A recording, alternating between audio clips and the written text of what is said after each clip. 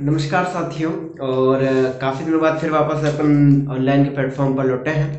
तो आज का जो डेरिवेशन होगा वो आपके सामने बोर्ड पर प्रदर्शित है। देख सकते हैं कि एक समान चुंबकीय क्षेत्र में धारावाही चालक तार पर लगने वाले बल का व्यंजक ज्ञात कीजिए। सबसे पहले तो महत्वपूर्ण होता है कि क्वेश्चन को समझना कि क्वेश्चन क्या कहना चाह रहा है। सबसे पहले हमें ध्यान रखना है एक समान चुंबकीय क्षेत्र। तो सबसे पहले फोकस होना चाहिए हमारे प्रश्न पर कि प्रश्न जो हमारा पूछ रहा है उसका सही तरीके से उस क्वेश्चन को हम समझ पा रहे हैं कि नहीं समझ पा रहे हैं। तो है एक समान चुंबकीय क्षेत्र में। अब एक क्वेश्चन ये है कि धारावाही चालक तार पर, देखो धारावाही चालक तार, तो इसमें एक हमें तार लेना है और उस पर हमें ज्ञात करना है बल। वो बल कौन से ज्ञात करना है? हमें चुंबकीय क्षेत्र का हमें बल इसमें ज्ञात करना है। तो इससे सबसे पहले सर्वप्रथम हमें एक तार को लेना पड़ेगा। तो इस तार को हम सबसे पहले तार को लेते हैं। तो माना कि अब जैसे जैसे मैं जो बोलता जा रहा हूं वैसे वैसे इस चित्र की व्याख्या भी साथ साथ हो रही है।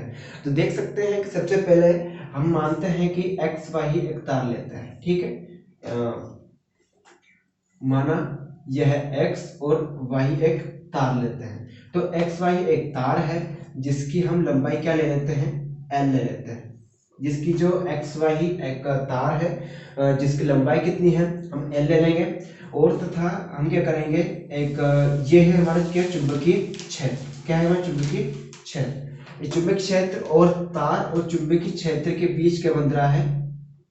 थीटा कोण बन रहा है। और इसमें क्या है? धारा आई प्रवाहित हो रही है। तो इस चित्र में महत्वपूर्ण क्या है? हमने एक तार लिया है और तार के साथ साथ आपको चित्र में जैसे दिख पा रहा है एल लंबाई का एक तार है और चुंबकीय क्षेत्र बी और उसके बाद तार के मध्य कोण थीटा दिख रहा है और इसमें आई धारा प्रवाहित हो रही है। तो यही हमारे चित्र की व्याख्या है और इसमें कुछ ज्यादा है नहीं। और इस पे जो बल लगा है चुंबकीय बल वो क्या हमारा एफ है। एफ समझे से दर्शा दिया गया है, ठीक है। तो तार एक्स वाई पर लगने वाला बल, जब हम यहाँ से डेरिवेशन को स्टार्ट करते हैं तो हम साथ साथ यहाँ पे डेरिवेशन को साथ साथ स्टार्ट करेंगे और हम इसको आगे देखेंगे। देखिए सबसे पहले हम यदि बात करते हैं तो देखिए कि तार एक्स तथा एक्स और वाई तथा ना लगा के एक्स और वाई पर लगने वाला बल वो बल कौन सा रहेगा? हमारा चुंबकीय बल। तो जब हम ज्ञात करते हैं तो सबसे पहले हम जैसे जैसे क्रमबद्ध देखते जाएंगे तो हमें इस तार में सबसे पहले हमें महत्वपूर्ण देखने को मिलेगा क्या? धारा आई, है ना। तो तार में बहने वाली धारा, सबसे पहला तार में बहने वाली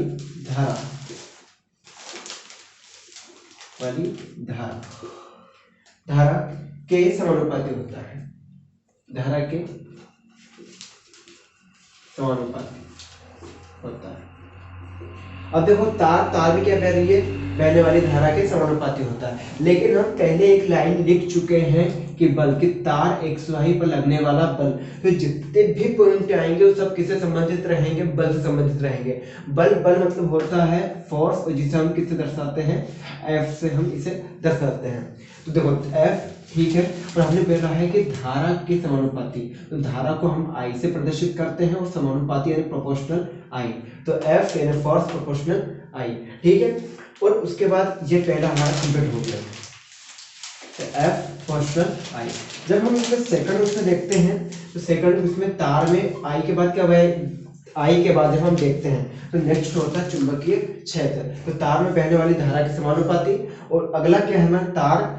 तार की लंबाई के समानुपाती होता है। दूसरा देखते हैं हम तार की लंबाई के समानुपाती होता है। देखो के समानुपाती।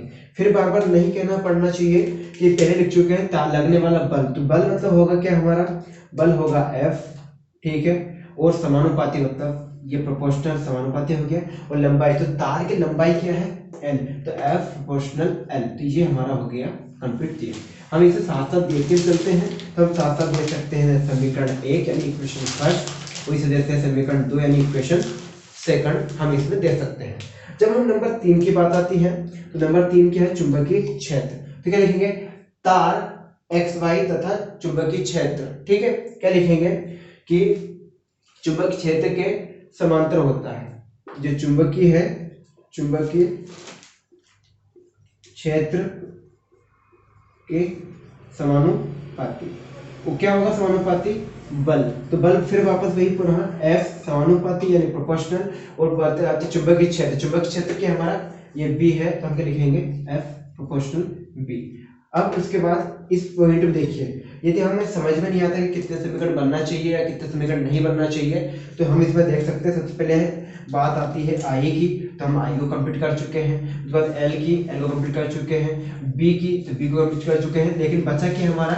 एक बच्चा है थीटा, यानी थीटा। तो हम क्या कह सकते हैं कि तार एक्स वाही तथा चुंबकीय क्षेत्र के बीच की जिया के समानुपाती होता है। जिया यानी साइन को हम इससे कहते हैं। तो कि ये लाइन क्या लिखेंगे कि तार तथा चुंबकीय क्षेत्र की जिया, जिया को हम ब्रैकेट में लिख सकते हैं साइन थीटा। जिया के तार तथा चुंबक क्षेत्र के कोण की जिया के समानुपाती होता है। तो क्या लिखेंगे? F समानुपाती या प्रोपोर्शनल, क्या लिखेंगे साइन, और ये हमारा हो गया थीटा। ठीक है, तो हम ये वाला भी जो हमारा थीटा बचा हुआ था ये भी क्या हुआ? कंप्लीट हो गया। ठीक है, तो ये हमारे कितने समीकरण बन गए हैं? 4 समीकरण। तो समीकरण यानी इक्वेशन, तो equation first, equation second, equation third and equation fourth. तो हमारे पास ये चारों क्या हो गई है? समीकरण हमें चारों ये बन चुके हैं। ठीक है, तो सबसे पहला क्या था? धारा यानी आई, फिर उसके बाद क्या था? तार की लंबाई यानी एल, फिर उसके बाद चुंबकीय क्षेत्र, उसके बाद क्या? उसका कोण यानी तार और तथा चुंबकीय क्षेत्र, ये अपना तार और चुंबकीय क्षेत्र कोण की जिया के समानुपाती होते हैं। ये सब equation first, second, third and fourth दोनों को क्या है? सभी को साथ साथ मिलाने पर। तो यहाँ पे मैं लिख रहा हूं, क्या लिखेंगे कि समीकरण 1, 2, 3 और 4 से। ठीक है, अब देखो मैथमेटिक्स स्टूडेंट है, सभी में F आ रहा है, तो यहाँ भी F है। F F F सभी में से क्या ले लेंगे? हम सभी में से एक ले लेंगे F। ठीक है, और सभी में से समानुपाती यानी प्रोपोर्शनल भी ले लेंगे I L B sin theta. तो क्या आएगा? I L B और क्या आएगा हमारा? sin, और ये आएगा थीटा। जब हम प्रोपोर्शनल को हटाएंगे तो उस कंडीशन क्या करेंगे? तो F प्रोपोर्शनल हटाया तो इक्वल क्या आएगा? इक्वल K, क्या आएगा? I L B sin theta. ठीक है, इतना समझ में आ गया। अब उसके बाद जब हम K, तो हम जहां हमें लिख देंगे कि जहां K की वैल्यू क्या है, कि जहां जो K की वैल्यू हो, K की वैल्यू कितनी होगी? 1 होगी। तो यहाँ पे 1 रखेंगे, क्या आएगा? F इक्वल टू यहाँ पे 1 का मल्टीप्लाई करेंगे तो वही की वही चीज आती है। ठीक है, लिख देता हूँ कि 1 क्या आएगा? I L B और क्या आएगा हमारा? Sine theta. और जब इसका 1 का मल्टीप्लाई करते हैं तो वही की वही चीज आती है। क्या थी? F इक्वल क्या आएगा? I L B और क्या आएगा हमारा? Sine theta. तो ये डेरिवेशन हमारा यहाँ तक आ गया। क्या आ गया है कि यदि किसी चालक तार पर, यदि एक समान चुंबकीय क्षेत्र में धारावाही चालक तार पर जो यदि लगने वाला बल, तो बल के रखते हैं हमारा F बराबर I L B sine theta. Prove that यहाँ तक हो चुका है। लेकिन कंडीशन है क्या बनती है कि यदि हम थीटा की वैल्यू 90 डिग्री रखते हैं यानी लंबवत, और यदि थीटा की वैल्यू कितनी रखते हैं? 0 डिग्री, तो क्या क्या मान प्राप्त होता है? हमें वो देखना है। जब हम मान को देखते हैं, ठीक है, तो हम थोड़ा सा जहां देख सकते हैं कि कैसा होगा कि जब दो परिस्थिति बनती है। क्या परिस्थिति बनती है कि अब इसमें इस थीटा की जगह पे हम मान रखेंगे 2, कि जहां यदि हम थीटा की जो वैल्यू क्या रख लें कि थीटा इज इक्वल टू क्या रख लें? 90 डिग्री, और एक क्या रखें? थीटा की वैल्यू कितनी रख लें? 0 डिग्री रख लेते हैं।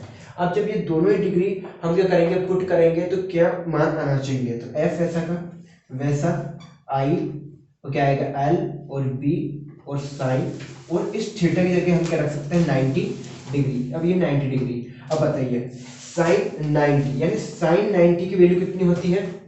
1। ठीक है, ठीक है, तो 1 रख देते हैं। तो F बराबर क्या आएगा? I L B और डॉट 1 यानी मल्टीप्लाई 1। अब 1 का मल्टीप्लाई करते हैं तो फिर वैसा का वैसा, तो क्या आएगा? F is equal to I L और B। तो हमें एक मान प्राप्त होगा कि जब यदि हम धारावाही चालक तार को यदि हम 90 डिग्री पर रखते हैं तो हमें ये मान प्राप्त होता है। कितना मान प्राप्त होता है? F बराबर I L B। और यदि इस तार को यदि हम 0 डिग्री पर रखते हैं तो क्या प्राप्त होता है? हम यहाँ देखते हैं। यदि हम थीटा की वैल्यू कितने रखेंगे? 0 डिग्री, तो वहीं पहुंचेंगे वापस क्या कि F is equal to I L B और क्या आएगा? साइन 0। अब बताइए, आपसे पूछता हूँ साइन 0 का मान क्या होता है? तो ऑब्वियसली 0 होगा। तो यहाँ पर F इज इक्वल टू क्या आएगा?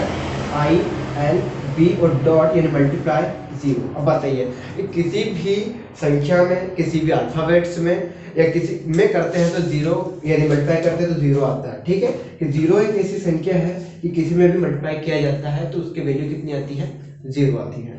तो जब हम 0 के साथ मल्टीप्लाई करेंगे तो f बराबर क्या जाएगा, हमें 0 की स्थिति प्राप्त होगी। ठीक है, 0 की स्थिति प्राप्त होगी। तो अब आपसे ऐसा पूछा जाए कि किस स्थिति में धारावाही चालक तार पर चुंबकीय बल सबसे अधिक लगेगा, तो आप देख सकते हैं कि जब हम यदि चालक तार को, यदि ये तार है, इस तार को हम यदि 90 डिग्री पे रखते हैं, कितने डिग्री पे, 90, यदि 90 डिग्री पे रखते हैं इस चालक तार को, तो हमें सबसे ज्यादा मोर देन यानी मैक्सिमम, यदि हमें सबसे ज्यादा अधिकतम मान प्राप्त होता है किसका, बल का, और किसका मान प्राप्त होता है, मतलब इसमें सबसे ज्यादा हमें क्या मान प्राप्त होगा, अधिकतम मान प्राप्त होगा चुंबकीय क्षेत्र का। वहीं यदि इस चालक तार को हम 0 डिग्री पे रखते हैं, यदि इसको ऐसे पैरेलल रख देते हैं, कितने, ठीक है, 0 डिग्री पे यदि लगते हैं तो हमें F जो बल क्या बिल्कुल शून्य रहेगा, शून्य यानी 0 रहेगा, मतलब इस स्थिति में हमें कोई भी चुंबकीय क्षेत्र का बल प्राप्त नहीं होगा। तो हम इस डेरिवेशन से क्या समझे कि यदि हम चालक तार को, यदि कोई से धारावाही, देखो धारावाही का सिर्फ सिंपल सा कंसेप्ट है कि धारावाही का मतलब यह है कि कोई सा भी एक चालक है उसमें धारा प्रवाहित हो रही तो उसे हम धारावाही कह सकते हैं, ये कहते हैं। और यदि तार की बात होती है तो तार क्या है कि यदि इस तार को हम, यदि देखो चुंबक, यदि आपसे इतना पूछा जाए तो तार का तार पर लगने वाला बल, तो हमारा बल आ गया है F बराबर I/L/B sin थीटा। यदि वो आपसे स्थितियां भी पूछती थी किस स्थिति में चुंबकीय क्षेत्र का मान अधिक होगा और किस क्षेत्र में चुंबकीय बल का मान कैसा होगा, कम होगा, तो इस स्थिति में देखेंगे जब हम यदि इस चालक तार के बीच का कोण यदि 90 डिग्री रखते हैं तो हमें सबसे ज्यादा बल प्राप्त होगा किस पे, 90 डिग्री पे। ठीक है, वो मान क्या होगा, चुंबकीय बल। और यदि इसी मान को यदि हम 0 डिग्री पे रखेंगे तो सबसे हमें क्या, बिल्कुल भी ना के बराबर तो बिल्कुल मान प्राप्त नहीं होगा, 0 डिग्री का मान प्राप्त होगा। तो आई होप ये डेरिवेशन आपको ऊपर समझ में आ गया होगा। यदि आपको किसी भी प्रकार की इसमें आपको समस्या लगती है तो आप कमेंट सेक्शन आपको उपलब्ध है, उसमें आप कमेंट करके बता सकते हैं कि आपको किस प्रकार का इसमें समझ में नहीं आया है। ठीक है, तो आई होप पढ़ते रहिए और जो अपना टारगेट रखा है टारगेट को आप पूरा कीजिए। Thank you so much watching this video.